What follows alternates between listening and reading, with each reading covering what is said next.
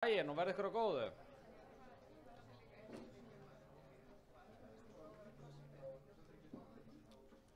Jæja, Gylfi. Nú þarf þetta að hætta að tala. Gylfi. Það er erfitt að stoppa hann. Herðu, verið velkomin á þennan morgunverðarfund þar sem við ætlum að fara yfir málefni starfsnáms. Ástæða, ég ætla að byrja á því að fara hérna yfir í upphafi það sem lítur að starfsnámi og framkvæmd áætlun uppbyggingu framhaldsskóla varðar starfsnámsaðstöðu til næstu ára sem við erum að hrinda af stað í dag og samhliða svona þeim áskorunum sem við þurfum að takast á við ef við ætlum að komast áfram í uppbyggingu starfsnáms. Síðan á eftir mun Bryndís Haraldsdóttir, formaður menntamálanefndar Alþingis, segja nokkur orð og stýra svo pallborðsumræðu með góðu fólki sem hún kynnir á eftir þessi mál. Við erum sem sagt, það sem við erum búin að vera að gera undanfarið ár, það er alveg ljóst að það hefur verið stefna stjórnvalda að auka starfsnám, aðgengja starfsnámi og hvetja fleiri nemendur til þess að fara í starfsnám. Og við höfum verið síðasta, 6 til 8 mánuði að greina það hvernig við sjáum fyrir okkur þróun þessara mála á næstu árum og hvaða aðgerða þurfa að grípa til þess að bregðast við þeirri jákvæðu þróun sem þar er. Kjarni málsins að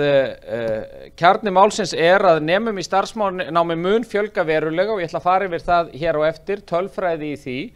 Á sama tíma mun nemum í bóknámi fækka verulega og við þurfum að bregðast við þessari breytingu.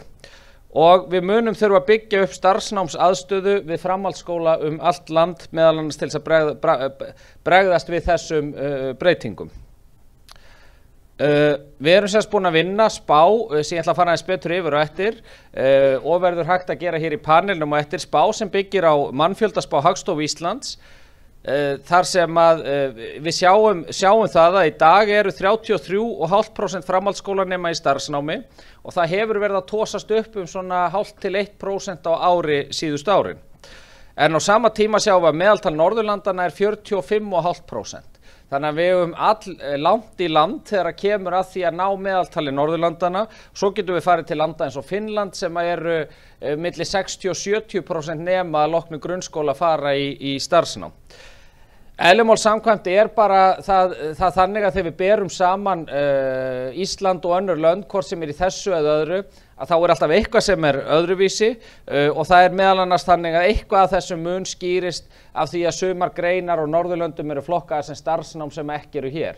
En það breytir því ekki að við erum eftirbátur Norðurlandana þegar kemur að því hvað unga fólki okkar að velja að loknum grunnskóla. Það sem við erum að miða við í spánni sem við erum að vinna að við förum á næstu 10 árum upp í 42,5% úr 33,5% sem að velji starfsnám að loknum grunnskóla. Og að það verði þar með svona svipaður stígandi og verið hefur undanfarin ár. Engin hástökk heldur bara svona jafnt og þétt þessi aukning 0,5 til 1%, kannski nær 0,5% á ári næstu árin. Og hérna ætlum við að sjá aðeins, ef við horfum á þessar línur, þarna sjáum við rauðalínan starfsnám þeirra sem hefur verið hafnað umsóknum í framhaldsskóla eftir brautum og námsári síðustu 10 árin, eða 2011 til 2021 eða 2022. Rauðalínan starfsnám, bláa almennt bóknám og græna línan undirbúningsnám. Við sjáum það að það hefur verið að stíga á undanförnum árum eins og ég sagði, eftir aukningin fór að koma í starfsnámið, að þá hefur þeim verið að fjölga sem hefur verið vísað frá starfsnámi. Og við þekkjum þessar fréttir og fyrirsagnir á hverju einasta hausti eða svona síðsumars þar sem að fréttir og fyrirsagnir að hundruðum hefur verið vísað frá og svo framvegis. Þetta sem sagt línan sem við viljum ná niður, þessi rauða lín, og erum aðeins byrjuð að ná því, áttum gott samtal við starfsnámsskólana í haust, fórum í ákveðna svona vinnu, skipuðum smá stýrihóp sem hafði það verkefni að kalla eftir upplýsingum frá öllum starfsnámsskólum og það að myndast mjög gott samtal á milli bæði skólana og ráðuneytisins og við erum að leggja mikla áherslu á það að stýrihóp sem hafði það verkefni Þetta var rosa í ekko. Og markmiðið saman að ná þessu niður, það að segja þeim sem að vísa þér frá. En við viljum sjá þessa rauðu línu, kannski á næstu árum, helst fara niður fyrir bláu línuna. Það að segja að það sé færri vísa frá úr starfsnámi heldur en úr almennu bóknámi. Í það minnsta niður í bláu línuna, þannig að við séum, þannig að starfsnám standi algjörlega á pari við bóknám hvað þetta snertir. Síðan ef við skoðum fjölda 16 ára, hver þróunin í mannfjöldaspá næstu árin, samkvæmt Hagstofu Íslands, og auðvitað bara svo að það sé sagt tölurnar frá Hagstofu Íslands að við erum bara með að við tölurnar sem koma þaðan, við getum ekki nýtt neinar aðrar tölur í þessa spá, en eðli máls samkvæmt erfitt að spá fyrir hversu margir flytja til landsins versus þeir sem flytja frá landinu og nýjustu tölur Hagstofuna sína líka að það er svona kannski má alveg deila hvort þessar tölur séu alltaf réttar og þetta séu rauntölur en við getum ekki nota neinar aðrar tölur þegar við erum að vinna með þessi mál. Það liggur allavega alveg ljóst fyrir að það sem að mun gerast á næstu kannski 4 árum að nemendum mun fjölga. Það bara það sem í pípunum, það sem að mun koma inn í framhaldsskólan á næstu 3-4 árum ákveðin aukning. Síðan förum við bara að sjá líffræðilegu þróunina þannig að nemendum mun fækka og verða komnir niður í 4.400 ári eftir 10 ár úr rúmlega 5.000 núna í ár. Ekki nema verða eitthvað stórkostlegar breytingar á þeim sem að flytja til landsins versus þá sem að flytja frá landinu. Og þar með sjáum við spáum fjölda nemenda í framhaldsskólum á næstu árum. Hér sjáum við að þessi aukning sem að verður næstu árin mun gera það að verkum að við sjáum ákveðna aukningu til kannski 26, 7, síðan fer þetta að fækka og það alveg sama hvort og miðar við háspá, lágspá eða miðspá, þá mun nemendum í framhaldsskóla fækka til ársins 2033 vegna þessara lýðfræðilegu þróunar sem ég var að sýna ykkur áðan. Og ef við berum síðan saman þessar 2 myndir, það að segja aukninguna sem við gerum ráð fyrir að verða í starfsnám, eins og ég fór yfir, sem bara varlega áætluð, ég held að, og það væri bara fróðlegt að ræða það hér á eftir í panelnum, hvort þetta sé ekki varlega áætluð þróun sem við erum að tala kannski 0,5% á ári tósist þetta upp og við séum komin fann að nálgast Norðurlöndin eftir 10 ár. Og ef við berum saman þessar 2 myndir sem við sýndum hér áðan, þá sjáum við bara einfallega það sem að mun gerast að starfsnemum mun fjölga allverulega og bóknámsnemum mun fækka allverulega.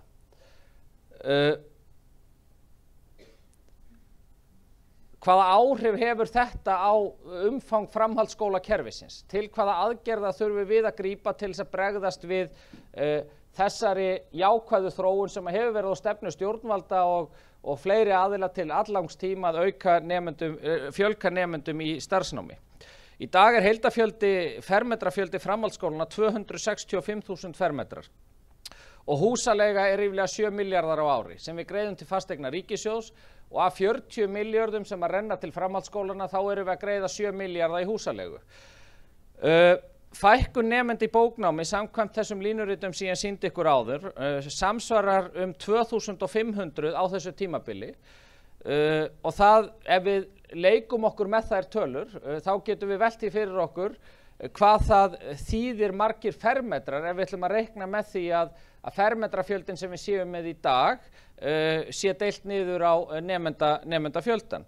Það þýðir að húsnæðisnotkun má reikna með að séu 20.000–30.000 fermetrar af húsnæði í bóknámsskólum sem að annarkvort við þurfum að ná að umbreyta og nýta til starfsnáms eða einfaldlega verða fermetra sem við verðum ekki með nemendur í. Þetta þýða 500–600 milljónir á ári.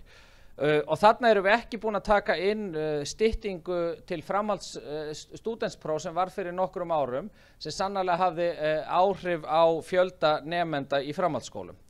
En á sama tíma mun fjölgun nema í starfsnámi verða 15–1800 og við reiknum með því að það þýði að við þurfum að auka húsnæðisþörf eða auka fermetrafjölda í starfsnámi 12.000–16.000 fermetra á næstu 10 árum. Til þess að mæta þessu að þá höfum við verið að vinna planum það hvernig við sjáum fyrir okkur framkvæmdir við alla verknámsskóla á næstu, hvað ég var að segja, 5 til 6 árum. Og við reiknum með því að allir framhaldsskólar landsins sem eru með starfsnám í dag, við reiknum með viðbyggingum við þessa skóla. Og erum hér bara formlega í dag að setja þá vinnu á fullt og munum setja mikinn pólitískan kraft í það að aðstoða þessa skóla við að fara í gegnum allt það ferli sem þarf áður en til viðbygginga kemur. Þarna sjáum við Fjölbrautaskólann í Breiðholti þar sem að í rauninni sú framkvæmd farin af stað, Menntaskólann á Ísafirði, við heimsóttum hann daginn og erum að reikna með því að grunnvinna varðandi uppbyggingu þar fari á stað núna á næstu vikum og samtal við sveitarfélögin kostnaðarþáttöku í því. Það sama á við Norðurland vestra, við erum búin að heimsækja hann, Fjölbrautaskóli í Suðurnesja, við erum á leiðinni í heimsókn þangað til þess að ræða þeirra mál, Verkmenntaskólinn á Akureyri, Verkmenntaskólinn á Austurlandi, Borgarholtsskóli, Fjölbrautaskóli Suðurlands og svo erum við líka með inn í framkvæmd áætlun þarna heimavist fyrir Fjölbrautaskóla Suðurlands en þau hafa verið með heimavist í leiguhúsnæði. Síðan það Tækniskólinn sem í sérstökum farvegi vegna þess að það auðvitað ekki opinber skóli en í stjórnarsáttmála kveðið á að byggðir verði nýr tækniskóli í Hafnarfirði og það unnið eftir því í sérstökum stýrihópi og vonandi förum við að sjá fréttir framgang þess verkefnis á næstu vikum. Það samtal í gangi bæði við atvinnulífið og við Hafnarfjarðarbæ og fleiri aðila. Samhliða til þess að halda þessari línu að þá ætlum við að setja aukið fjármagn í kynning og starfsnámi fyrir nemendur í grunnskóla og þurfum að efla samstarfið atvinnulífið vinnustaðanám og varðandi tækjakostnað. Auðvitað komin góð vinn á stað þegar kemur að þessu bæði með nýrri reglugerð og nýju fyrirkomulagi. En mér finnst eitt af því sem við þurfum að ræða, við erum að sjá þessa aukningu og langar svona beina því til atvinnulífsins hér inni að hvort við þurfum ekki mögulega að setja jafnvel einhver skilyrði þegar kemur að opinberum útboðum og öðru slíku varðandi skilyrðum að fyrirtæki sem taki þátt í slíkum framkvæmdum séu með nema á samningi. Vegna þess að það sem við þurfum auðvitað ef við ætlum að ná þessu og sjáum þessu aukningu þá þurfum allir að gera sig klára í það að taka síðan við þessum nemendum og gera þá tilbúna til þess að takast á við atvinnulíf framtíðarinnar. Og ég held líka við þurfum að velta fyrir okkur möguleikunum á því að auka samstarf og atvinnulífs bæðum kennslu og uppsetning og rekstur flókinna og dýrra tækja. Og ég ætla ekki að segja þessi sérfræðingur í þessu en þetta eitthvað sem ég held að við þurfum að kannski að velta fyrir okkur hvort við getum hugsað einhverjar nýjar leiðir í. Ég held líka að eitt af því sem við viljum vinna að að einfalda og samræma námsbrautarlýsingar milli skóla, milli sama náms á milli landshluta, líka til þess að tryggja mögulegt aukið flæði nemenda á milli skóla, samstarf á milli skóla og sérstaklega smærri skóla úti á landi. Og þá kem ég að næsta punkti sem að auðvelda samstarf milli skóla og framkvæmd kennslu og þar erum við að horfa sérstaklega til þess að ef við förum út í hinar dreifðu byggðir, allt í kringum landið að við viljum leita leiða til þess að þessir skólar sem að vinna í starfsnámsbrautum að það sé mögulegt fyrir nemendur að búa lengur í heimabyggð og það sé jafnvel í gegnum skóla sem að þar eru. Og svo þurfum við einfaldlega að fjölga starfsmenntakennurum með réttindi og við þurfum að gera átak í því og við þurfum að gera sameiginlegt átak í því að fjölga þeim sem eru tilbúnir til þess að stíga inn á þann vettvang að kenna þeim sem að eftir koma. Og það væri fróðlegt að ræða hér á eftir líka og við viljum líka hugmyndir í því hvaða leiðir og tækifæri getum við gert til þess að ná því fram. En þá kemur að áskorunni sem ég sýndi ykkur hér áðan sem að í sjálfu sér má segja að svo framkvæmda áætlun sem ég kynnti áðan að hún rúmast innan þess framkvæmda ramma sem að ráðuneytið með. Ef við tökum Tækniskólann út fyrir vegna þess að það aðgerð sem svona, sá skóli rekinn af atvinnulífinu og fer aðeins öðruvísi heldur en hefðbundnar framkvæmdir, en aðrar framkvæmdir sem ég nefndi hér áðan þær rúmast innan þess framkvæmdarramma sem við erum með, en hins vegar erum við liggur alveg ljóst fyrir að hver nemandi sem í starfsnámi, hann dýrari nemandi og við munum þurfa aukið rekstrarfé inn í það að kenna starfsnám versus það að kenna þetta hefðbundna bóknám. Og það sem við munum þá þurfa að takast á við sú áskorun sem fólgin í því að við verðum að nokkrum árum liðnum vegna þess að tíminn flýgur með 20 til 30.000 fermetra bóknámshúsi á sama tíma við þurfum að byggja 12 til 16.000 fermetra verknámshúsum. Og þá verður ákveðið óhagræði sem við þurfum að bregðast við. Við þurfum að halda upp í gæðum bóknáms og búa til svigrúm til fjölgunar nema í starfsnámi eins og ég nefni, og við þurfum að leita leiða til þess að draga úr húsnæðisnotkun í bóknámi til að binda ekki fé í ónýttum fermetrum. Það að segja við séum ekki með 20 til 25.000 fermetra af húsnæði sem við erum ekki að nýta til þess að mennta börnin okkar og unga fólkið inn í framtíðina. Það mun þýða, ef við skoðum bara 2500 nemenda fækkun í bóknámi, þá mun það þýða fækkun nemenda í einstaka áföngum og hópum sem mun leiða til óhagræðis innan skóla, þar sem ekki verða fullir áfangar og svo framvegis, og kostnaður á hverja kennda einingu mun hækka allverulega. Og þetta áskorun sem við erum að reyna að takast á við núna í skipulaginu framundan. Ætlum okkur að gera það, við ætlum í þessar framkvæmdir og erum að setja þær á stað í dag, en við þurfum að takast á við rekstrarlegu áskorunina sem verður að fylgja því eftir þegar kemur að hinni staðreyndinni sem fækkun í bóknámi. Og samhliða þessari verkáætlun hér, þá verður verkefni næstu vikna og mánaða að kynna slíka áætlun. Það að segja hvernig mætum við þessum áskorunum þegar að fer að líða inn á framkvæmdartímann. Ég ætla ekki að hafa þetta lengra, það í sjálfu sér kannski alveg opið fyrir einhverjar spurningar sem tengjast þessu, en svo má taka þær líka í panelnum, og þá færi ég fundastjórnina yfir til Bryndísar Haraldsdóttur, formanns allsherjar- og menntamálanefndar Alþingis.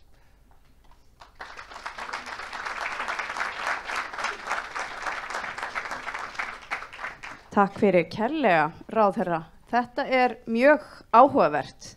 Og já, ég heiti Bryndís Haraldsdóttir, formaður allsherjar- og menntamálanefndar þingsins, og ég búin að segja það nokkru sinni við ráðherra. Ég býð mjög spennt eftir því að fá að fjalla menntamál í þessari ágætu nefnd, því að við erum svolítið upptekin af því að fjalla svona löggæslumál og útlendingamál og annað, þannig að ég býð mjög spennt eftir þessum málum. En ég ætla að kynna hér aðila í pallborði. Það Helga Kristín Kolbeins sem formaður Skólameistarafélags Íslands, Katrín S. Kristjana Hjartardóttir sem framkvæmdastjóri Sambands íslenskra framhaldsskólanema, Kristján Þ. Snæbjarnarson, forseti ASÍ, Sigurður Hannesson, framkvæmdastjóri Samtaka iðnaðarins, og Gylfi Arnbjörnsson, sérfræðingur mennta- og barnamálaráðuneytisins. Ef ég bið ykkur að taka ykkur sæti hér í þessu pallborði. Við ætlum að opna á spurningar hér í sal á eftir. Og þá verður mögulega líka hægt að koma spurningum til ráðherra, en við ætlum að reyna að hafa þetta svolítið svona lifandi og skemmtilegt, þannig ég bið ykkur að hugsa ef að þið hafið spurningar eða ábendingar sem þið viljið fá umfjöllun En ég ætla samt að gefa ykkur, kæra pallborð, tækifæri til að svona fyrstu viðbrögð við þessari kynningu ráðherra og þessum hugmyndum. Ég ætla að biðja ykkur að vera ekki of langorð, en gefa ykkur tækifæri svona til að segja svona það sem að brennur á ykkur eftir þessa kynningu, og svo opnum við fyrir spurningar og frekar samtal. Eigum við ekki bara að byrja hérna hjá þér, Katrín? Og þið eigi að vera með mikrofón sem að þið láti ganga á milli. Takk fyrir að bjóða okkur. Kæra þakkir til menntamálaráðuneytisins sem hefur verið mjög öflugt svona seinustu 8 mánuði að bjóða nemendur velkomna til borðið, sem hefur aldrei verið gert áður, svo ég þekki til, þannig að bara hrós á ykkur ráðuneyti að hafa okkur með í öllu. Við erum sagt fyrrum félag iðnnema, en núna störfum við fyrir alla framhaldsskólanema. Það sem ég fannst kannski skemmtilegast að heyra, það skulum byrja á því að ég veit að það takast hérna á.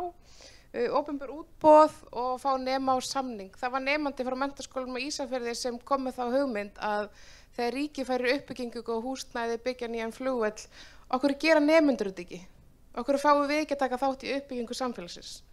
Og þetta var nemi í velstjórn og vélvirkjun og Menntaskólanum Ísafirði sem kom með þessa hugmynd. Þannig að gaman að heyra ráðherra og að hugsa í takt við nemendur á landsbyggðinni. Ég hef svo sem ekkert með þessa tölur að segja frekar en þetta og hlakka bara til að heyra frá ykkur. Flott, takk fyrir. Ráðherra, takk fyrir að standa fyrir þessum viðburði. En það alveg ljóst af orðum ráðherra að það eru breytingar framundan í framhaldsskólanum.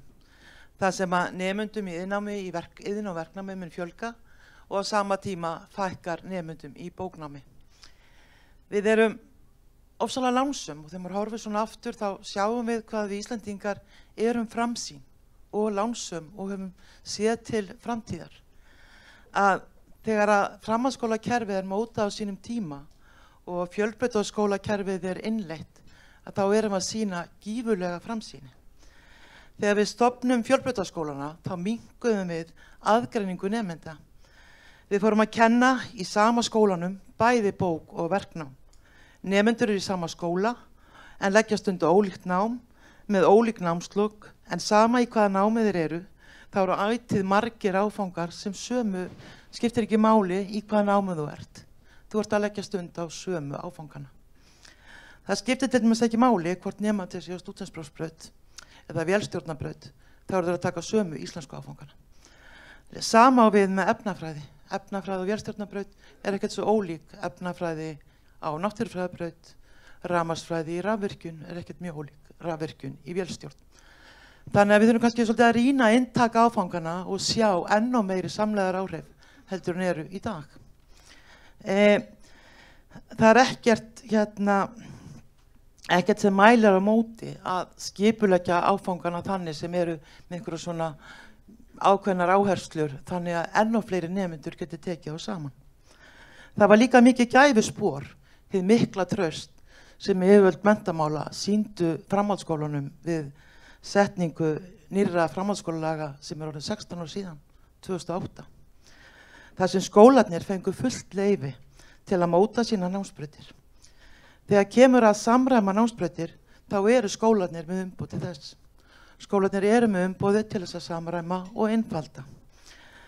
Mikið þétt samstarf og stöðugt samtal á meðal allra framhaldsskóla landsins. Þetta samstarf og samtal sem eftir tekið. Við erum í stöðugu samtali. Og það engin betur til þess fallin að samræma og einfalda námsbrautir heldur skólarnir sjálfir. Það samtali löngu hafið og hafa skólarnir verið að skoða hvert misræmið á milli verknámsbrauta skólana og umræða hvort því þurfa að breyta og þá hvernig. Það mikilvægt, eins og kom fram í máli ráðherra, að nemendur geti hafið nám á framhaldsskólastigi í sinni heimabyggð.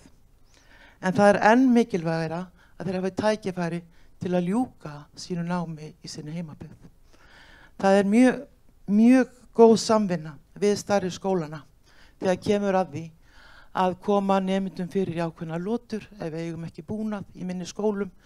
Að því að þó sem ég sé formaður skólameistarafélags Íslands, þá ég líka skólameistari í litlum verknámsskóla á afskekktri eyju sem hérna söður í Höfum, í Vestmannaeyjum.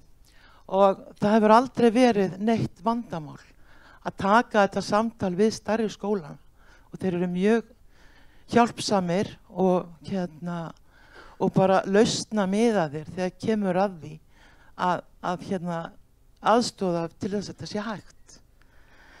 Að því við sjáum það miðað við tölurnar sem að ráðherra sýndi að við erum með 45% nemenda í iðnnámi og þau þurfa að fara í burtu til að læra að þá ansi lítið eftir og litlu eyjunni allavega minni. Þá erum við að tala einhver 20 börn. Það opinber stefna að halda byggðum land og forsendu þess að fólk sjá tilgang með að búa á stöðunum og þurfi ekki að sjá fram á að fjölskyldur leysist upp þegar börnin komast á framhaldsskólaaldur. Við erum mikið að tala farsæld, stuðning við fjölskyldur og það mikilvægt grundvallaratriði að við gerum það sem þau eru heima. Eða þegar börnin komast á framhaldsskólaaldur, allavega á minni litlu eyju og ef þau þurft að fara í burtu þá eru fjölskyldunar bara að fara í burtu líka.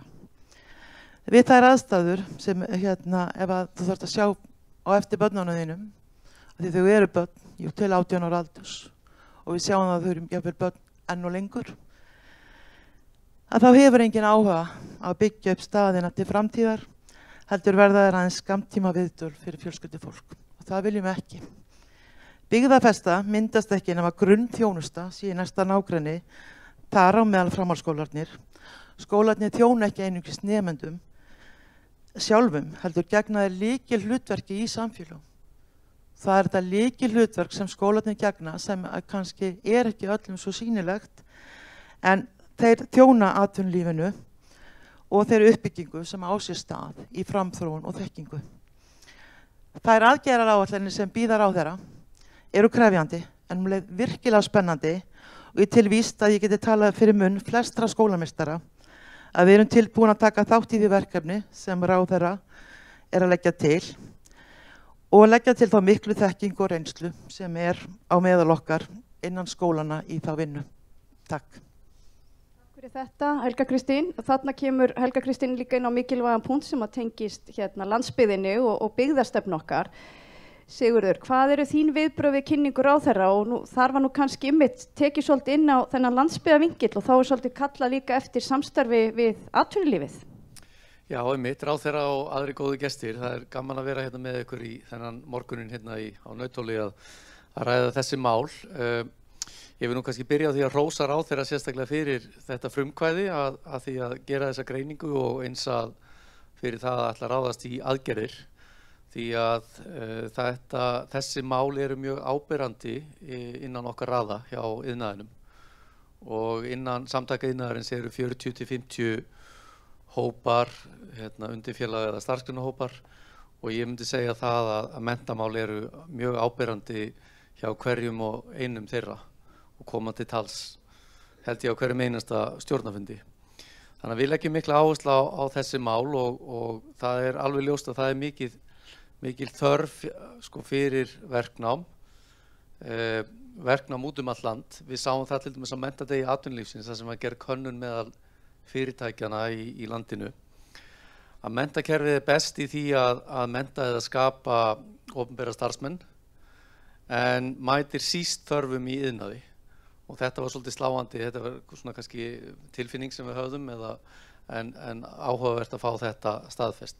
Við sjáum það líka að hátt í helmingur stjórnenda í iðnaði telja að menntakerfið muni ekki mæta þörfum þeirra fyrirtækja næstu 5 árin og það vantar mest af iðnmenntuðu fólki en meir en helmingur stjórnenda fyrirtækja nefndi það að það vantaði sérstaklega iðnmenntað fólk til starfa. Þannig að þörfin er mikil og bæði er ánægilegt að sjá að það mat ráðherra að það verði fjölgun og eins hitt að það eigi að ráðast í aðgerðir til þess að mæta henni.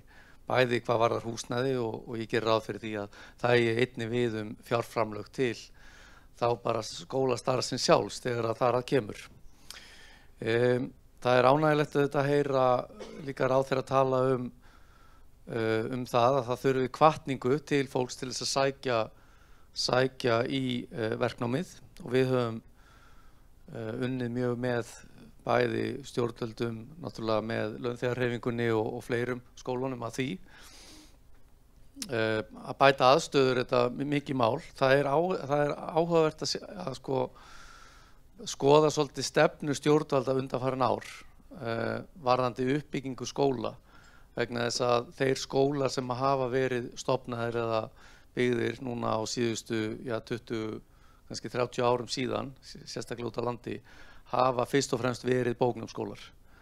Þannig að, og við þekkjum það, við gerum greininga á þessu hjá samtökum iðnaðarins fyrir nokkrum árum síðan, sem að staðfesti það sem að við kannski vitum eða vissum að, sérstaklega út á landi, að fólk eða krakkar fara helst í þá skóla sem eru næstir.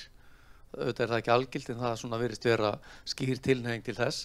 Og ef það er bóknámsskóli þá fer fólk frekar í bóknám og það minnkar í verknámi fyrir vikið.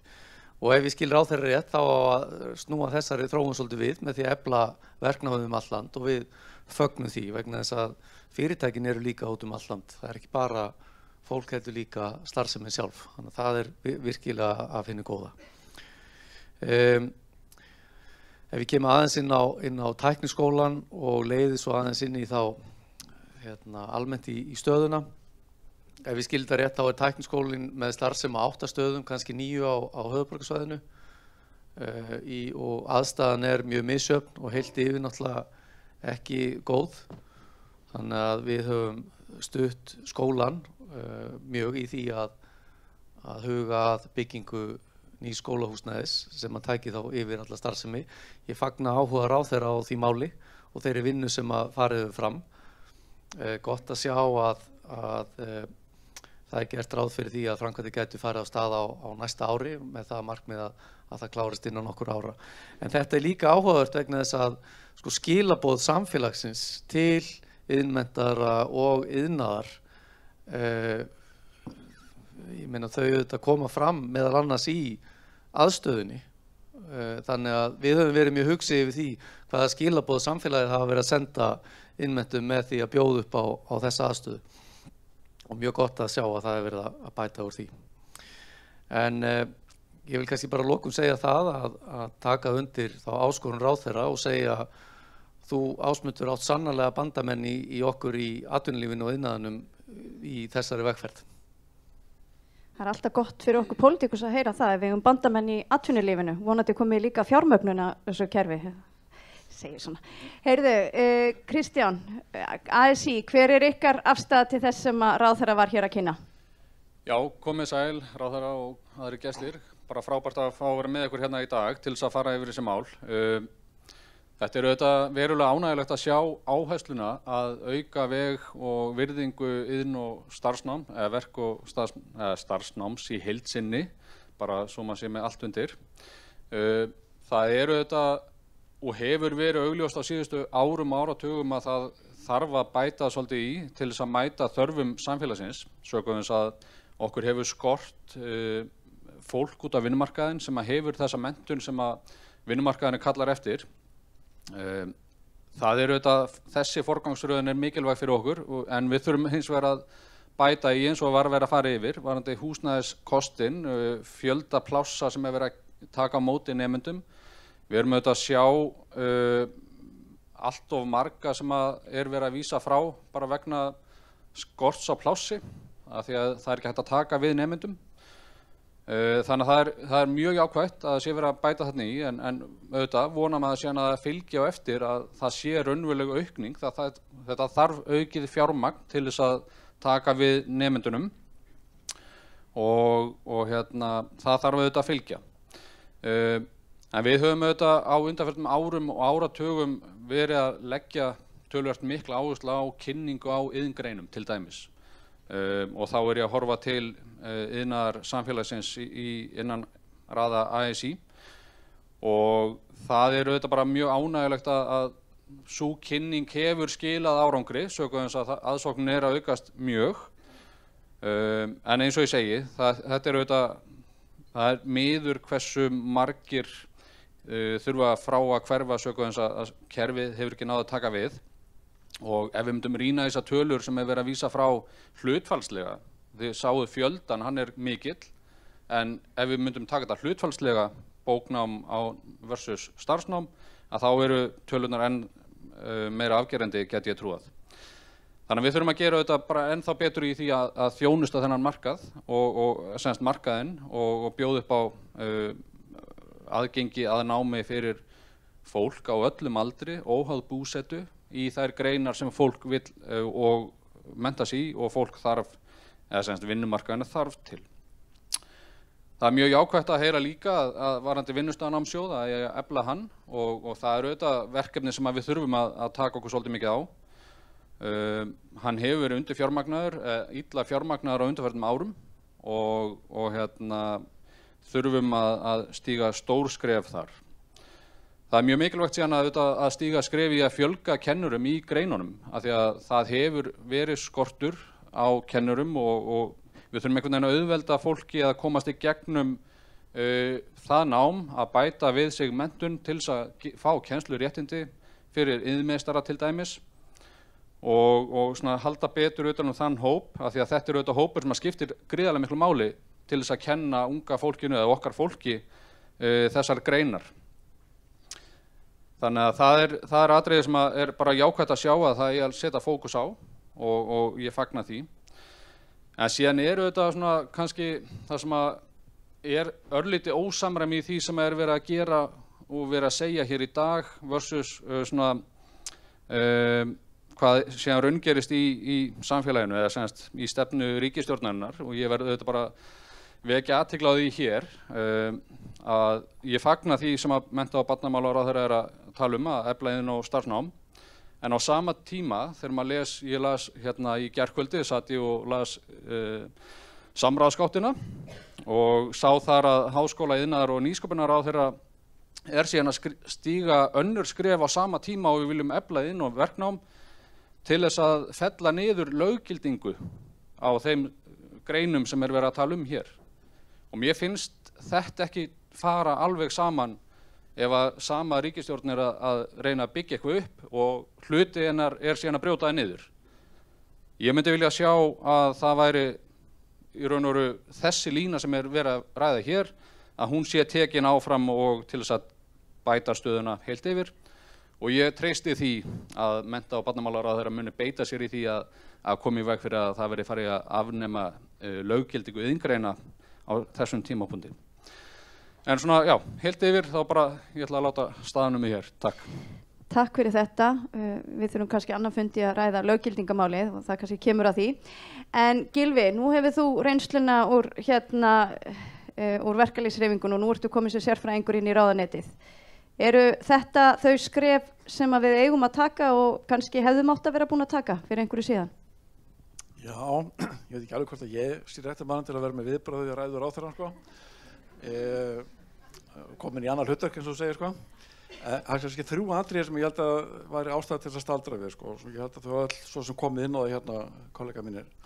Í fyrsta lagi að þá búið að vera mikið átakagangi undanfarin ár og þetta byrjaði mjög kröftulega 2017 að fjölga nemum í starfsnámi.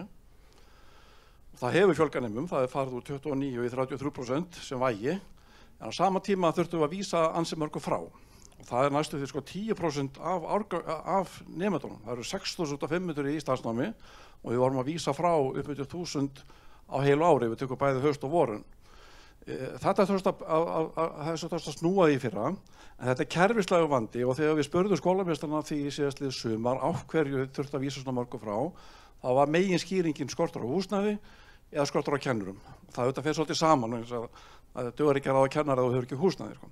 Og það er kannski grunnurinn af því að fara í þessa miklu framkvæmdaáætlun að reyna að mæta því þá.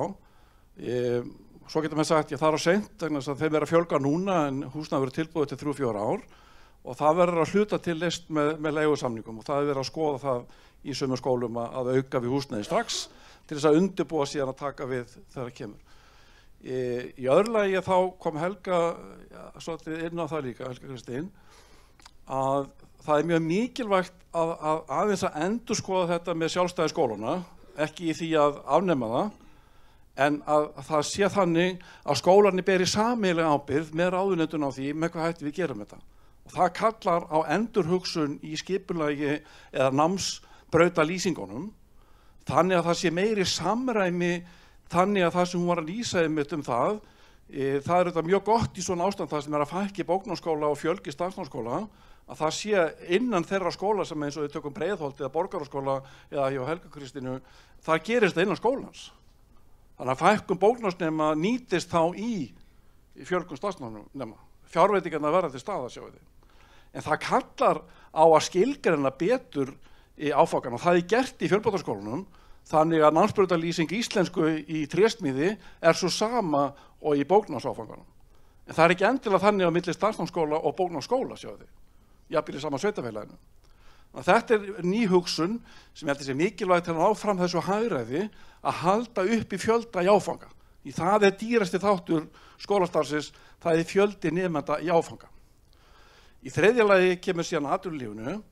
Þetta verður ekkert leyst öðruvísi heldur en að fyrirtækin verða að vera duglegri að skrá sig inn á skrána, að séu tilbúin að taka nema og taki nema. Mér finnst það alveg álitamál og tek undir með ráðherranum í því að það sé sett inn í útboðslýsingar krafa það. Bara sem dæmi að alla stofnanir sem gera samning við heilbrigðisráðuneytið heilbrigðisþjónustu kvitta upp á skyldu sína að taka við nemum í starfsnám. Það partur á öllu þjónustusamningum heilbrigðisráðuneytisins og sjúkratrygginga heilbrigðisþjónustu að viðkomandi stofnanir verða að taka nema. Og þetta á líka að vera þannig gagnvart atvinnunni í það minnsta því sem kemur að samskiptum við stjórnvöld. Og svo eiga bara samtök iðnaðarins hafa þetta sem part af sínu græna merki að góð innferðtæki taka nema. Það á bara að vera staðarmerki iðnaðarins að við tökum nema. Takk fyrir þetta. Við látum mikrofónin ganga hérna áfram. Þá ætla ég að opna fyrir spurningar í sal og kannski svona rétt á meðan þið eru að hugsa. Þá langar mig að spyrja þig, Katrín, því að þetta var nú svona umtala fyrir einhverjum árum síðan að það vantaði nema inn og starfsnámið. Og þetta var að tala foreldravandamál. Út af foreldrarnir töluðu börnin sín inn á það að það þyrfti nú að fara og taka stúdentspróf. Nú hefur ásóknin aukist töluvert, við höfum því miður ekki getað tekið við öllum í námið, en það þó svolítið umræðum það kannski það sem skortir í þessu námi svolítið svona félagslífið. Hver eru viðbrögð þín við því? Þörf á því að markasetja innnámi meira og hafa öflugra félagslíf? Það ekki eitthvað sem tala líka inn í hjörtu 16 ára ungmenna? Jú, það alltaf þörf fyrir meira félagslíf. Samt sem áður þá langaði mig aðeins af því að ég hefði þetta aðeins styttra heldur en vinir mínir við hliðina á mér. Það rosa mikil, bara ég ætla að bæta þið við þetta og ég ætla að tala aðeins líka félagslífið. Það rosalega mikil tókstreita við landsbyggðina.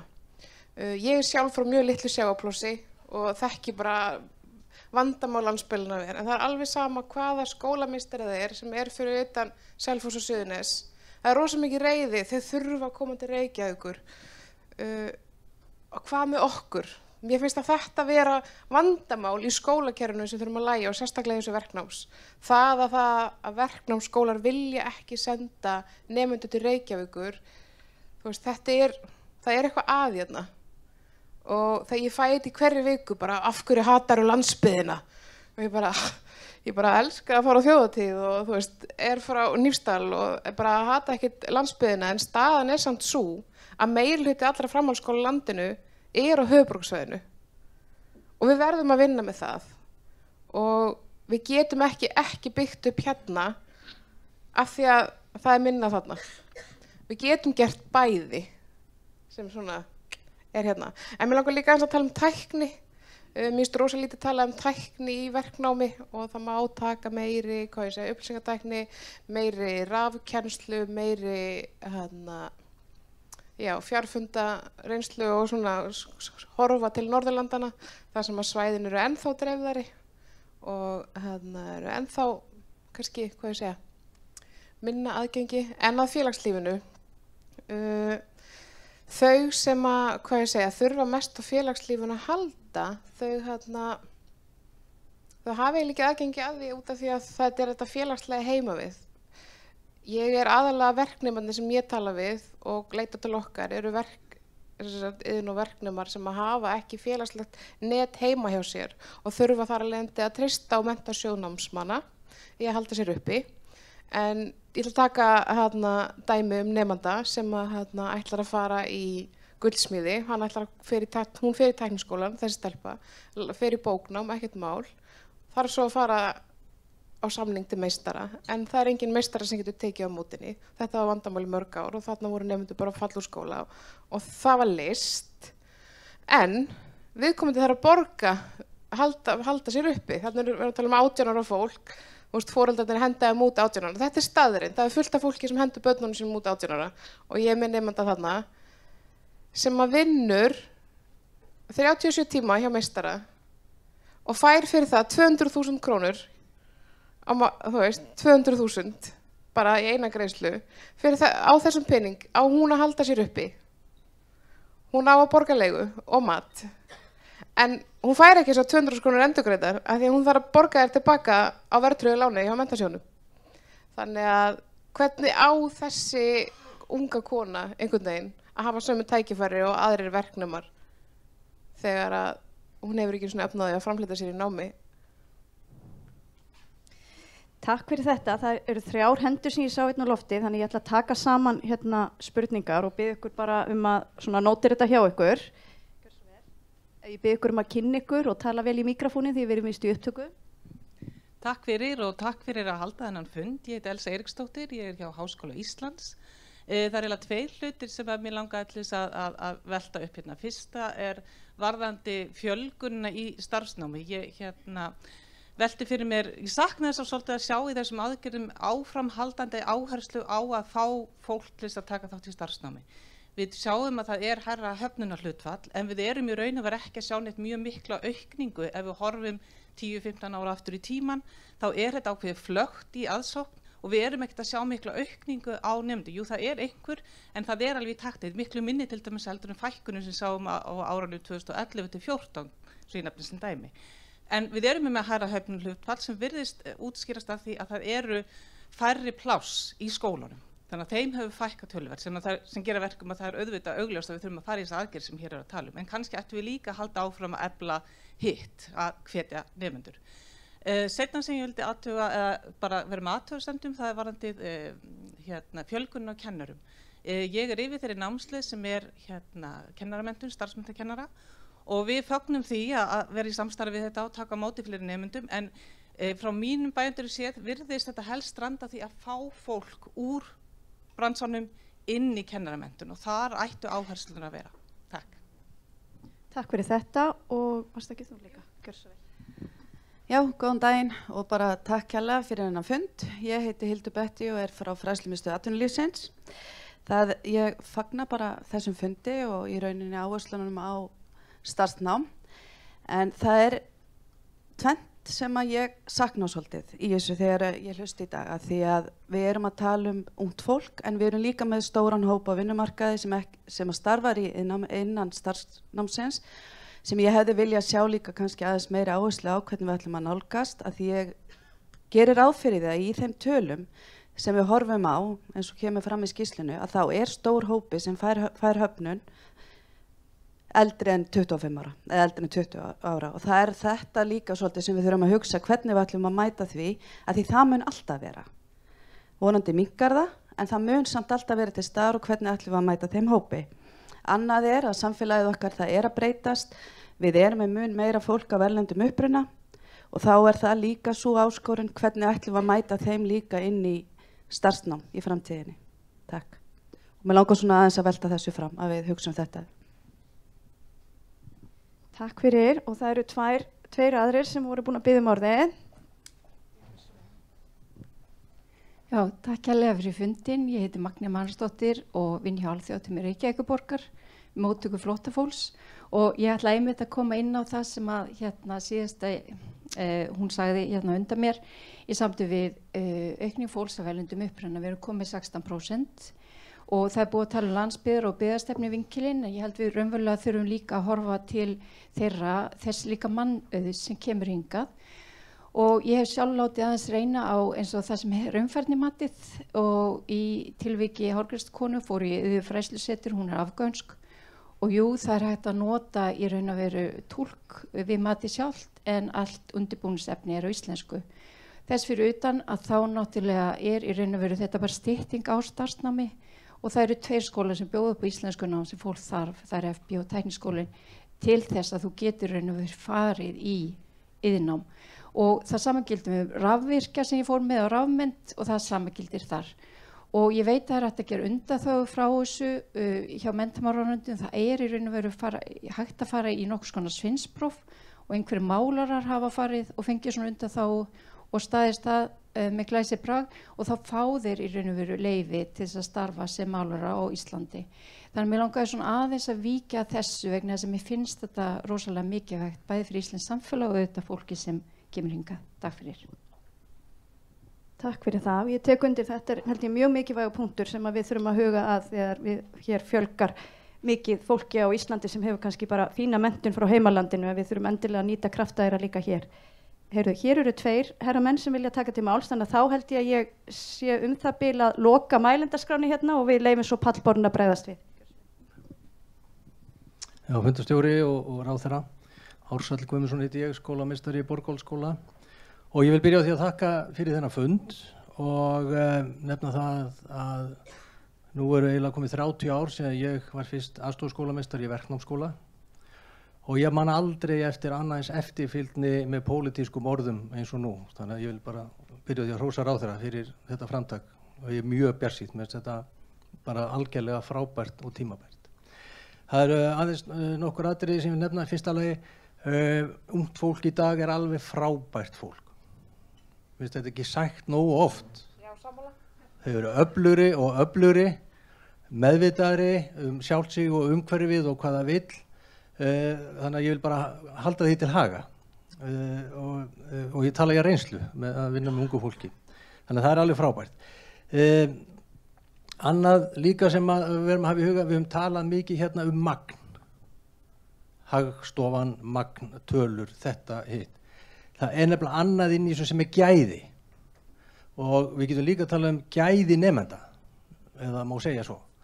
Það er ekki bara nefndur ekki bara einhver tala sem er vísa frá eða ekki, það er eitthvað ákveðin orsök fyrir því sem er vísa frá. Og við viljum auka líka gæði nemendana, fyrir ekki hvernig orða þetta svona, en þið skiljið hvað við, sem er að koma í allt starfsnám hjá okkur. Í annar stað langar mig að nefna og verða að segja að fyrir áramótin þá hófum við hérna samstarf, allir skólar í málmgreinum við málmsmiðjur, stæðstu og áttum fund með forstjórnum þeirra stæðstu og samtöku iðnaðarins og málms og það samstarf snýr það hvernig þjónustu við nemendur sem best í vinnustaðanámi, hvernig markaðssetjum við þessa málmgreina saman og ég var svo ánægður að heyra það að ráðuneyti allar komið peningin í þetta samstarf okkar, ef ég skildi það rétt innan. Að lokum þá er eitt atriði sem verða að nefna, það eru alls konar hindranir í starfsnámi og verknámi sem hefur verið tabú að tala en ég hef leyft mér að tala í nokkur ár. Sveinsprófið. Við verðum að hætta með fyrirkomulag sveinsprófa eins og það er. Ég hef kallað eftir því að atvinnulífið og skólarnir finni ígildi sveinsprófana eins og í dag, finni því stað inn í loka ári hjá nemendum. Þetta er alveg hægt, ég er námsmatssérfræðingur, þannig að nemendur brautskráist frá skólunum með sömu réttindi eins og við fá núna í dag eftir að hafa tekið sveinspróf, próf atvinnulífsins eins og ég kalla það og alls konar misskilningur þar í gangi. Hættum að setja þessar stein í götu nemendana. Þeir ljúka á skóla, þeir eru eftir fullt af vinnustaðnámi eftir að taka eitthvað sveinspróf í atvinnulífinu, svo skiljum við ekkert að það vantar iðnaðarmenn og konur, það getur. Þannig að þetta er stórt atriði, ég tala reynslu. Tölum okkur saman að leggja niður þetta gamla fyrirkomulag, þennan stóra þránd í götu fólks að ná í iðnmenntun, komum við saman inn í loka önn í framhaldsskólunum og brautskrá nemendur eins og allstar í öllu öðru námi tilbúna til að fara í atvinnulífi og læra meira alla ævina. Takk fyrir, það er kannski lengi en ég veit ekki. Takk hérlega fyrir þetta og ég vil nú taka undir þennan punkt í Ársæli því að við erum nú ofta að tala skólakerfi, bæði grunnskólan og framhaldsskólan og háskólan og auðvitað erum við að einblína á það sem hægt er að gera betur en við megum ekki gleyma því að það er frábært fólk, frábær ungmenni þarna á bakvið þessa árangra. Heyrðu, gjör svo vel. Já, takk fyrir. Guðjón heiti ég, Hauksson, formaður félags framhaldsskólakennara. Ég tek nú undir hérna með flestum sem hafa talað. Þetta er fagnaðarefni, þessi áhersla loksins og vonandi stendur ráðherra undir orðum Ársæls fylgnina eftir málinu. En mér langar bara að koma því að það er bráðnauðsynlegt að kennararnir við skólana, að þeir verði hafðir með í ráðum við uppbyggingu aðstöðunar og skipulag námskrár. Þetta er lykil fólk í þessari kennslu og verður að vera haft með í ráðum. Uppbyggingin sem hér er áformuð, hún verður að vera hugsað til framtíðar en ekki sem átaksverkefni núna, að við sjáum alveg að skólar sem voru byggðir hér upp í gamla daga, 80 eitthvað, að þeir eru bara eins og þeir voru þá. Aðstæðan, tækin og svo framvegis oft og tíðum mjög illa uppfærð. Vinnu aðstæður kennarana sömuleiðis, þær verða að vera 100% og gæðin og gæða og öryggiskröfur algjörlega að standast 100%. Og svo kannski kem ég að því sem var nefnt hér áðan, að laun þessa fólks sem kennir, að grunnlaun þeirra verða að vera samkeppnishæf. Fólk hér á allt of lágum grunnlaunum við að kenna og byggir afkomu sína á kennslu allan sólarhringinn. Ég vildi koma þessu að, takk. Kærar þakkir, þá held ég að við höfum lokið svona umræðu út í sal og ég held ég byrji hinum megin núna, leyfi þér að enda, þannig að við ætlum að halda okkur við tíma, þannig að það ekki nema svona mestalagi 15 mínútur sem ég ætla að gefa pallborðinu hérna til að bregðast við og þetta auðvitað hérna kom úr ýmsum áttum. Tölum hérna innflytjendur, við tölum starfsnámi, við tölum stöðu kennara, og hérna ýmislegt sem kom hérna fram, eldri nemendur og annað, húsnæðiskostnaðinn, tækjabúnaðinn, þannig að við förum núna öfuga röð og ég byrja á þér Gylfi, en ég verð að biðja ykkur að halda tímaplanin okkar, þannig að Gylfi, hver eru þín viðbrögð við þessum umræður úr salnum? Já, fyrst að það bara takk fyrir, mér finnst það frábæra ábendingar sem komið fram hérna og verður út alveg veganesti og eins og oft maður segir ekki alla söguna á nokkrum glærum sko. Og átakið varðandi fjölgun starfsnámsnema í gangi og við ætlum að efla það komum við hans fram á síðustu glærunni og við viljum fara fyrir grunnskólan, ekki bara 10. bekk, heldur fara aðeins til yngri krakka, því að í dag það ekki nema sko 40% starfsnámsnema byrja í starfsnámi, sko. 60% koma úr annarkvort undirbúningsnámi eða bóknámi, sko. Þannig að nemendur eru ekki að velja rétt með sitt áhuga svið í rauninni, sko. Það mjög mikilvægt að við reynum að gera þetta, fá þetta fyrr inn á rétta brautina svo að koma sko. Líka varandi erlenda starfsmenn eða nemendur væntanlega að þar líka vinnugangi í ráðuneytinu og vonandi sjáum við svona tillögur það, en það er alveg rétt að það þarf að undirbúa betur nemendur sem að koma þannig að þeir geti nýst það nám sem Þetta mikið búið að ræða þetta varðandi síðan raunfærdi matið og við erum nýbúin að framlengja samningin við fræðslumiðstöðina. Nú fór málaflokkurinn yfir til félagsmálaráðuneytis en sá hluti samningsins sem lítur að raunfærdinu verður áfram í samskiptum við ráðuneytið. Væntanlega þurfum við svona undirbúa þessa löggjöf þannig að lög raunfærdi mat verði, eða reglugerðin verði gefin út af menntamálaráðherra en það snýr mat á námi inn í framhaldsskóla sem auðvitað á málefnasviði ráðherrans. En þar viljum við sjá aukna hlutdeild framhaldsskólanna í þessu, en það dugar ekki að hjálpa fólk gegn raunfærdi mat á erlendu tungu því að það sem tekur við þessi að námið og það alltaf íslensku. Þess vegna þetta spurningum það að finna leiðir til þess að efla þau í íslensku og auka framboð íslensku námi fyrir þessa einstaklinga, en síðan getum við beitt raunfærdi mati í þessu og reynda þá líka bara stöðumati vegna þess að margt af þessu fólki kemur með menntun sem það getur fengið staðrind annarkvort í gegnum hið opinbera ferli eða þá með því að þreyta ykkur próf. Mér finnst þetta að vera svona atriði sem ég vildi allavega minnast á, en það er alveg hárrétt að sko 70% af þeim sem fá höfnun skólavist eru eldri 25 ára. Og við þurfum að mæta þessum hópi. Skólarnir þurfa að vera betri í stakk búin til að mæta þessum hópi en þetta annars konar nálgun eða kennslufræði. En það kann líka vel að vera að við þurfum að skoða betur. Það á að endurskoða hlutverk Menntamálastofnunar, þar með talið þá starfsgreinaráðin.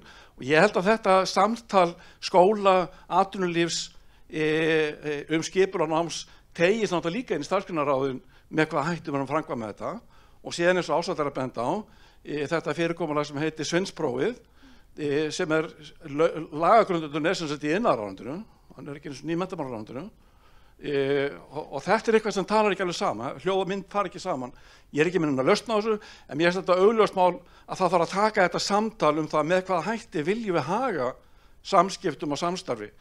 Ég man eftir því fyrir nokkrum árum að Illugi bauð okkur bara að taka við þessu eins og Daninn sko, og þá sögðum við nei takk.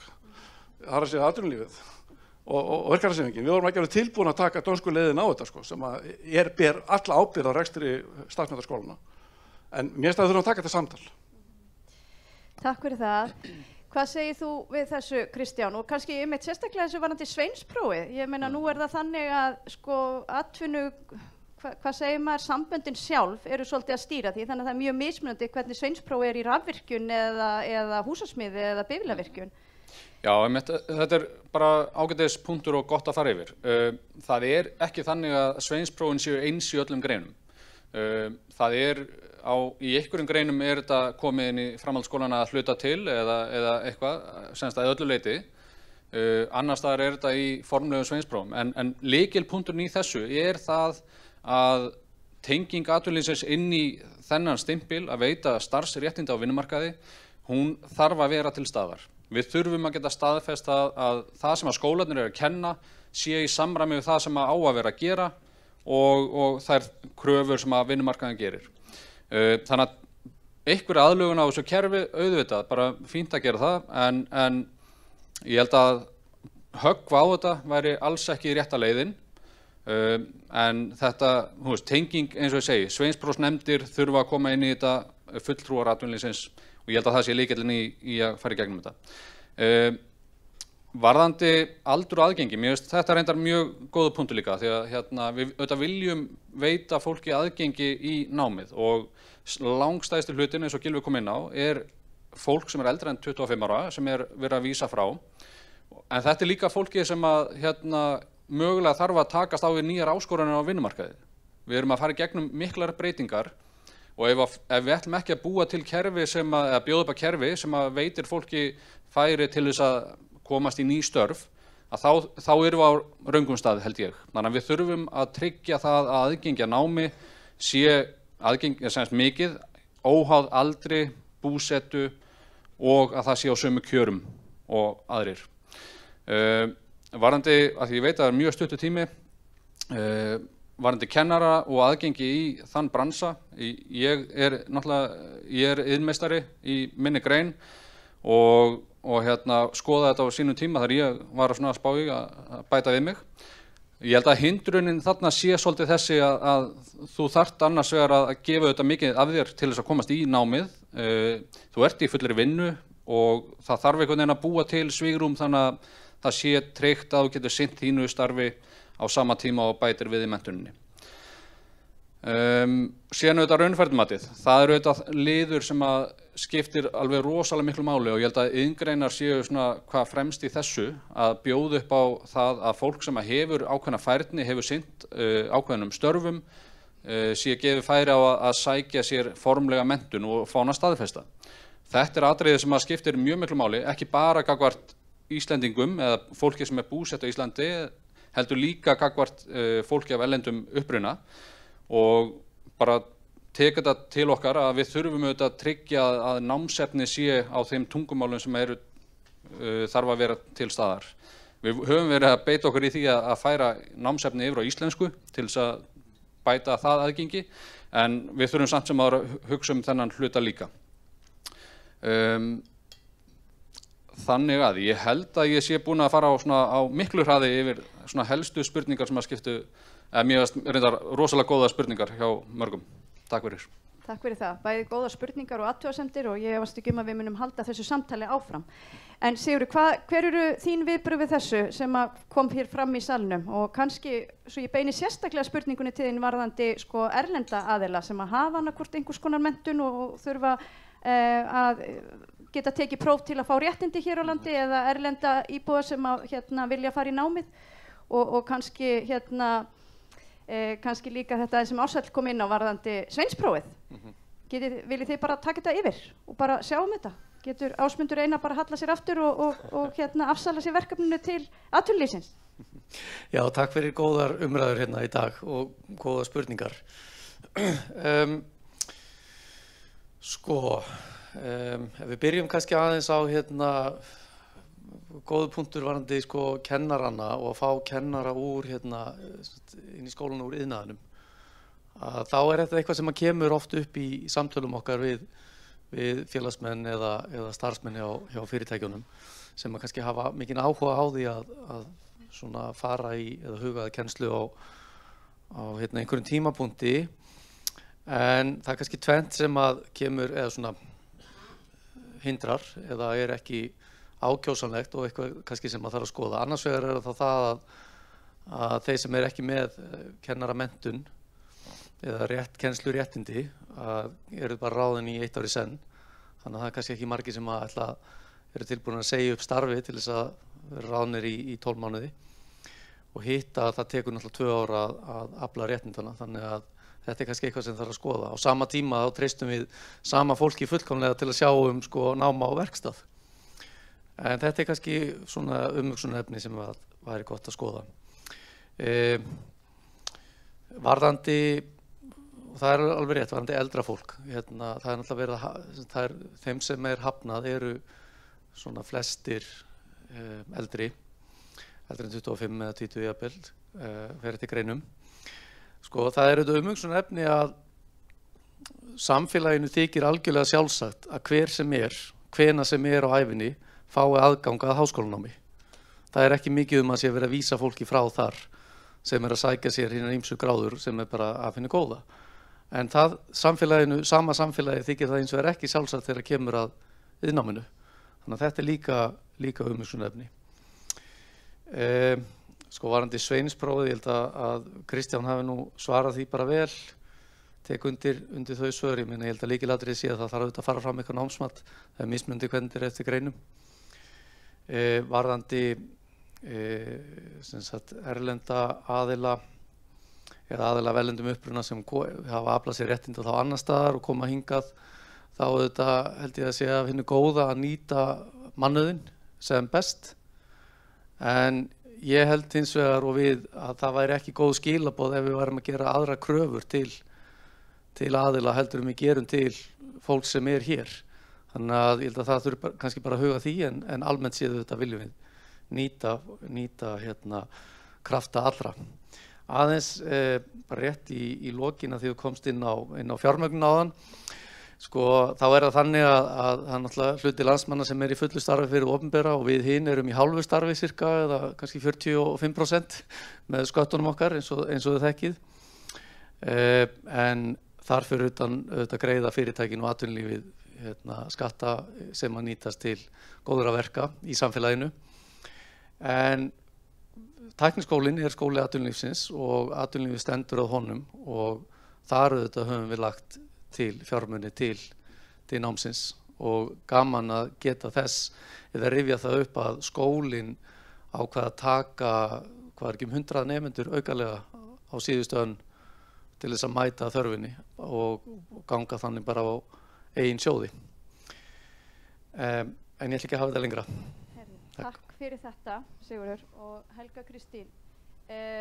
Ef að þín viðbrögð við því sem að framkom hér í salnum og kannski langar mig líka aðeins að varpa því til þín þar sem að þú ert nú skólastjóri og við erum að tala svolítið möguleika eldra fólks og komin í námið og ég tek undir með það sem að fram hefur komið hérna. Ég held að sé mjög mikilvægt fyrir fólk að geta komið inn í iðnnám líka eða starfsnám en það hefur samt svolítið áhrif á skólana. Er þetta eitthvað sem að skólastjórnendur hræðast eða er þetta einhver áskorun að breikka aldursspilið? Því nú skulum við líka átta okkur á því að skólarnir þurfa að markasetja sig fyrir 16 ára ungmenni og 16 ára ungmenni finnst nú kannski bara einhver 25-6 ára bara að vera eldgamall sko. Er þetta áskorun eða er þetta bara tækifæri? Nei, þetta er tvímælalaust tækifæri og að hafa blandaða hópa, bæði varðandi kyn, aldur, uppruna, það gefur þessu bara aukna dýpt. Af því við erum öll líka að læra hvert á öðru. Þannig að ég held að það sé frekar tækifæri og æskilegt frekar en hitt. Og við sjáum það í skólunum sem ég með, sem náttúrulega ekkert mjög stór, en það 25% nemenda sem eru eldri en 25 ára og margir hverjir í starfsnámi, en líka í bóknámi. Og við sjáum þetta ekki sem nein vandamál. Kannski mæti ekkert mikið á ásatíðina, en svona í þessu almenna skólastarfi þá þetta tvímælalaust kostur. Varðandi endurnýjun kennara og fá kennara í starfsnámið, að þá sjáum við það að einmitt þetta að fá fólki til þess að taka skrefið og fara í kennaranámið. Því það eru mörgum sem langar til þess að starfa við þetta, fara í einhvern annan geira. En þá verði nú bara aðeins að hrósa atvinnulífinu af því að allavega það sem ég þekki til að þá hafa fyrirtækin bara tekið mjög vel í það að leyfa einmitt starfsmönnum sem hafa verið leiðbeinendur að taka þessi réttindi. En svo náttúrulega kannski ekki alveg tilbúinir að missa fólkið. En ég bara þakka umræðunar, bara mjög góðar. Takk fyrir. Katrín, hvað segir þú með þessa umræðu sem að verið hefur hér og nú verður þú að vera svolítið fulltrúi ungu kynslóðina því að ef við horfum yfir salin og þá sem hafa tekið til máls fyrst afsökunar, við erum öll svona frekar miðaldra og kannski meiri segja upp úr því. Er þetta að endurspegla hérna líka vilja ungs fólks, þetta samtal og þessar ábendingar sem hér koma fram? Það bara þannig með ungt fólk í dag að þau að drukna. Þau öll bara komin í kulnun 22 ára. Ég satt með 7 manna nefnd í gær að skipuleggja viðburð sem við erum að halda. Þarna voru allt nemendur sem voru að gefa sér vinnu frá 5 til 10. Þau sitja líka í fullta ráðum, fullta nefndum og svo eiga þau bara að gefa tíman. En samt eiga þau að borga alveg jafn mikið og fullorðið fólk, þú veist, fyrir allt og hitt. Þetta snýst allt krónur fyrir þau og peninga. En þau eru svo réttsýn, þau eru svo klár, þau eru miklu klárar en við. En það samt þannig með okkur, Samband íslenskra framhaldsskólanema, við höfum haft sorglega lítinn tíma fyrir iðn- og verknám. Nánast ekki neitt og við erum að fara í átak núna á vormánuðum, áska eftir verk og iðnum til að koma og þess að vinna þessum málefnum. En við höfum ekki haft neitt tíma því að það heitir kynferðisofbeldi í skólum og það hefur étið okkur. Það hefur algjörlega étið okkur. Og ég ein í svona 6 manna starfi og ég fæ yfir 100 tölvupóst á viku frá nefndum með alls konar, á ég rétt á þessi kennari sagði þetta, þessi nefandi sagði þetta mig. Þú veist, ég veit ekki alveg, við erum í samræðum við ráðuneytið en við veitum ekki, ég veit persónulega ekki, þú veist, núna hvað ég á að gera fyrir allar þessar nefndir. Þau eru alltaf mörg fyrir eina konu hérna til að tala fyrir þau öll. Það þarf að kalla þau á borðinu. Sem dæmi, ég bauð 2 sem hafa áhuga á þessu að koma hérna. Þau komust ekki, af því að þau eru á alþingi núna. Þau sitja 2 19 ára á alþingi núna að ræða útlendingafrumvarpið við mennta- og allsherjarnefnd, sem kannski ástæðan fyrir að brinda sig hér. Af því hún hefur kannski ekki þorað að mæta þeim, af því ég myndi ekki þora að mæta þeim. En þannig að, þú veist, þau eru bara að reyna að breyta heiminum, skilurðu. Þú veist, þau eru bara að harka af sér, þau hafa ekki tíma til að pæla í þessum hlutum. En þau eru ótrúlega mörg og þau eru ótrúlega flott og ég bara því miður hef sorglega, ég með fullt af dæmisögum einhverja krónur og það þú veist, dýrt að búa og dýrt að leigja og alls konar, þú veist, brottfall út af hinu og þessu en ég veit ekki alveg hvort það er erindi hér en ég veit bara að þetta eru flottur hópur og þetta eru miklu flottur hópur heldur en við vorum þegar við vorum nefndur. Þannig að, já, áfram ungt fólk. Takk fyrir það. Ég held að þetta séu mjög góð lokaorð frá pallborðinu og ég held að það hafi verið mjög góð umræða. Ég er enda mjög svekkt að missa af þessu unga fólki sem að situr fyrir nefndinni minni akkurat núna en hef sem betur fyrir haft tækifæri til að tala við þau. En ég ætla að þakka fyrir þetta samtal sem eru átt sér staðinn í dag. Ég ætla að þakka ráðherra fyrir þetta frumkvæði. Ég held að hann hafi hér varpað ljósi á mikilvægt málefni og ekki síst þær áskoranir kannski sem við stöndum frammi fyrir þegar við erum að fara í gegnum svona breytingaferli. Mér heyrist hér í þessu sal, það getur vel verið að hann sé kannski ekki alveg hlutlaus í þessu, en mér svona heyrist á salnum að hér sé fólk mjög sammála mikilvægi þess að ráðast í þetta verkefni. En það þýðir líka eins og ráðherra benti á að það þarf svolítið að umbreyta kerfinu. Það þarf í rauninni að fækka eins og orðaði fermetrum í bóknáminu. Og það verður krefjandi verkefni en ég vænti þess að það verður hægt að ná samstöðu það og til þess þarf auðvitað skólasamfélagið og sveitarstjórnir og ráðuneytið og fleiri til að koma að því og ég held að sé mjög mikilvægt að samtök atvinnulífsins, samtök iðnaðarins og atvinnulífið allt, Alþýðusambandið og aðrir taki þátt í þessu og mér heyrist vera hér góður hljómgrunnur að það ætti að ganga vel. Þannig að ég ætla bara að segja þessum fundi lokið, þakka fyrir mig og þakka fyrir mjög góðar og gagnlegar umræður og ég ætla að biðja ykkur að klappa fyrir þessu frábæra fólki hér í pallborði.